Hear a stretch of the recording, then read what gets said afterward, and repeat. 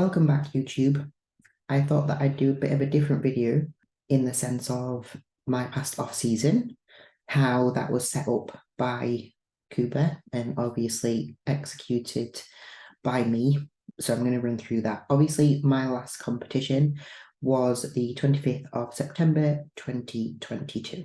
I came fifth at the Arnold Classics in a good lineup, but my goal is obviously to I didn't like talking about myself a lot, but I would love to win a show, a pro show, and I would love to go to the Olympia and present myself well on the Olympia stage.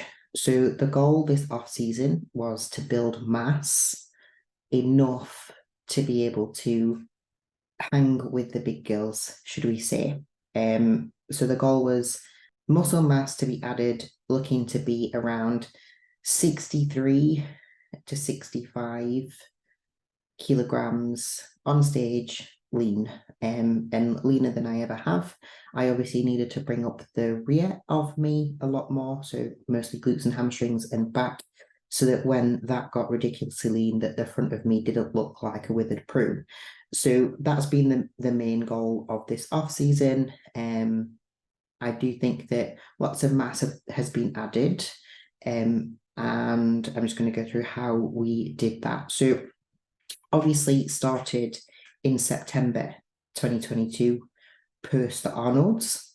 We then ran into a 10-week recovery phase where around here on the 21st of November, we actually got some bloods done, which came back all great.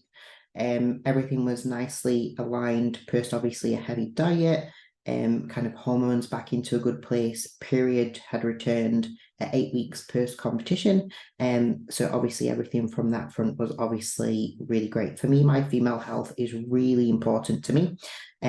So obviously regaining that to me is very important, as I would like to have some children into the future. Obviously, once this bodybuilding goal has been ticked off. So then we ran into push number one of the off season. If you can see, obviously the supplementation column here has been cancelled out. If you want to see the breakdown of my supplementation, should we say, please head up to the Train by JP forum, where I'm completely open and honest around everything that I utilize. So push number one was the 5th of December all the way through to the 24th of April week.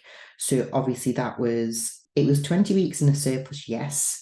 But then if you account for the fact that I'd just already done 10 weeks in a recovery phase, which is already in a surplus, obviously at this point here, when we got to the 24th of April, I was feeling ridiculously uncomfortable in my skin. I was quite heavy in terms of weight. So I was 76.7 kilograms at the end of the push, and I was feeling horrendous. I was struggling to sleep. My sleep scores on my Aura were about 35 most nights. I was struggling to get my food in. I felt terrible. It was definitely ready for diet time, which was around the time that we actually went to Colombia to get stem cells at BioAccelerator. I got them in my knees, and I also got that into my hair to try and help that grow, which has actually been quite useful. And then systemic as well, just to obviously help overall recovery and health. Off the back of that, my blood work has actually improved vast amounts. Not that it was negative, but kind of kidney values, liver values, etc., really improved off the back of that. Obviously, every kind of 8 to 12 weeks, we aim to get our blood works done. My bloods don't really ever sit out of whack anyway, probably because I'm not heavily assisted, but obviously in a comp prep, they do get compromised quite a little bit, especially from kind of assistance being in play, plus also from the push that we get from dieting. So obviously that's a big hindering factor health in a prep setting.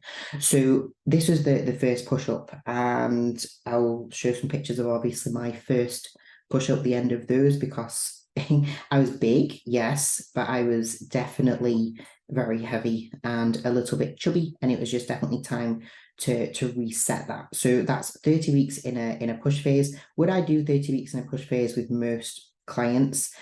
It depends. It depends on how adherent they are. If you can get away with, if someone's doing a long off season and you can get away with that because they are being adherent, then yes. But if they're not the most adherent, maybe down to the fact that they're newer to the sport, so they don't quite understand it just yet, potentially not. But usually I would like to see a good kind of 20 to 22 weeks post a prep before you start to think about dieting, especially for a female, if kind of longevity and health is at the front of their mind. So then we headed into the diet phase from the 1st of May all the way through to the 17th of July week, which was around 10 to 11 weeks.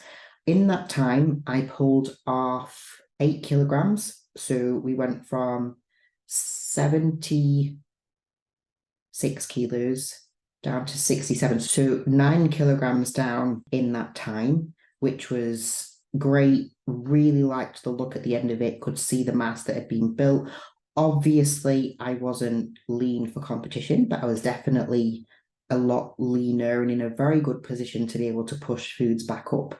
If you are doing a mini cut, or we like to call it a pre-prep diet, so Cooper obviously put me into a pre-prep diet there, which obviously then brings down the body fat, meaning that then if you're in a longer off season, you can then push up the calories for a good kind of 12, if not a little bit longer, weeks after before you start comp prep, meaning that then obviously body composition should be in a much better place at the end of the off season compared to if you were just going off season prep. Obviously, if you're wanting to build good mass, especially as a female, you are going to have to take a long time away from stage to be able to build that mass. And Cooper and I like to do it in this sense, and that's what we like to do at MK, in that we do longer off seasons, a long kind of stint of growing, a nice little reset with body composition, pushing again. Obviously, is body composition going to get a little bit iffy-ish towards the end of the push before prep? Yes, but definitely not as bad as when you haven't done a reset, or if you're coming off the back of a prep where you then get that little bit of a rebound of getting a little bit chubby anyway from a health perspective of having to build that fat back on a little bit quickly to be able to respond well, and then going into an off season and starting a prep. So it's just a nice way to be able to put yourself in a good position to be able to start a prep. So then obviously that diet phase was over. Again, like I say, I was very happy with the look. We then obviously headed into the last push.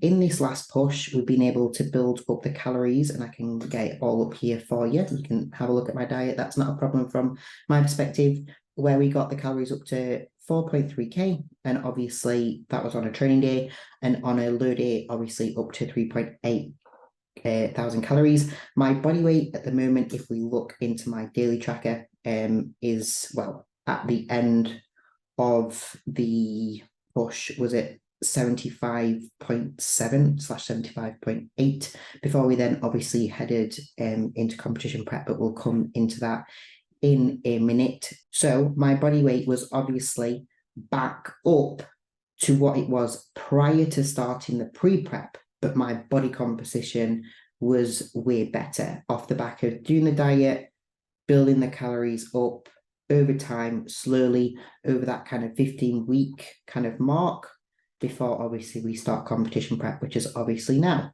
where we obviously will diet for about 22 weeks before obviously doing the first show of next year. The calendar hasn't yet come out, so I'm not too sure on dates of shows 100% or which competition we're going to do 100%, but I will share that along the way. But yeah, the last portion of the push-up allowed me to get to that level of calories.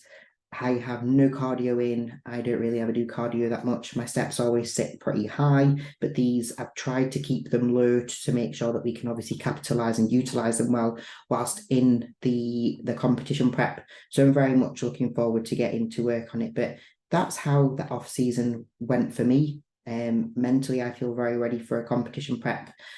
Physically, I think that my body is definitely in the best place that it ever has been than any time before, and that's all that you can ever ask for. It's always important that you remember that this journey is yours. You can't focus on what anyone else is doing, because at the end of the day, it's down to what you're doing, how you're adhering, what your body is doing, how it's changing, because you cannot be anyone else. I'm never going to be Sydney Gillen. I'm probably never going to, well, I'm definitely never going to be Miss Olympia, but I can definitely do my absolute best to create the best version of me. And that's the only thing that I'm solely focused on and have been for a long time. So make sure that you focus on you, and you'll be able to really make the most of your journey.